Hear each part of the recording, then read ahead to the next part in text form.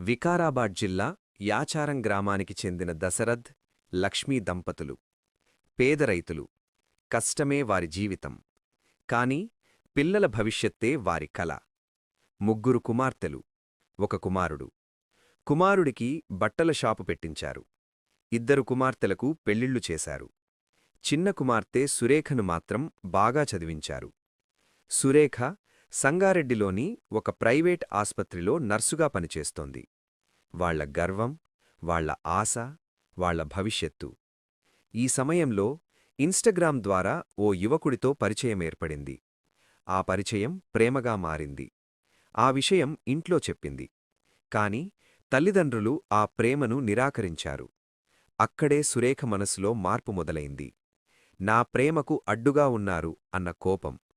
ఆ కోపం ధీరేగా ద్వేషంగా మారింది. నర్సుగా పనిచేస్తూ ప్రాణం తీసే మందుల గురించి తెలిసిన జ్ఞానం తప్పుదారిలో ఉపయోగించింది.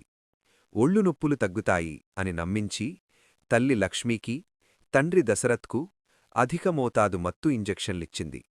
నిద్రలోనే వారు తిరిగి లేచేలా కాలేదు.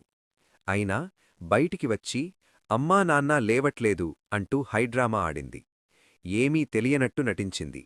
కాని నిజం ఎక్కువసేపు దాగలేదు. పోలీసుల విచారణలో ఆమె మాటల్లో పొంతన లేకపోవడం, ఫోన్ కాల్స్ డిలీట్ చేయడం అన్నీ అనుమానం పెంచాయి. చివరికి ఆమె చేసిన నేరం బయటపడింది. తనను జన్మనిచ్చిన వాళ్లనే తన చేతులతో కోల్పోయిన ఈ ఘటన. ఇలాంటి నేరం చేసిన వారికి ఎలాంటి శిక్ష ఇవ్వాలనుకుంటున్నారు? మీ అభిప్రాయం? మీరు సబ్స్క్రైబ్ చేశారా? ప్లీజ్ సబ్స్క్రైబ్ చేయండి మా ఛానల్ను. మోర్